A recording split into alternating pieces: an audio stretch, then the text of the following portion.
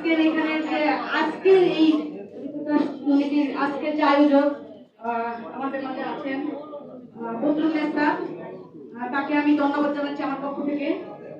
আর সম্মানিত সাংবাদিক বৃন্দ, আপনাদের সকলকে অসংখ্য ধন্যবাদ। এবং প্রধান অতিথি হিসেবে ছিলেন হেলেনজির খান, সাবেক এমপি, ইডেন কলেজের ভিপি। তো আমরা আসলে কোন শিক্ষার বিপক্ষে নই, আমরা চাই যে তারা মানে শিক্ষা মানে দিন দিন উন্নয়ন হোক শিক্ষা, কিন্তু একটা প্রতিষ্ঠানকে দীর্ঘদিনের মানে এত ঐতিহ্যবাহী একটা প্রতিষ্ঠানকে নষ্ট করে আমরা শিক্ষার উন্নয়ন চাচ্ছি, ঠিক আছে? এটাই হলো আমাদের কথা।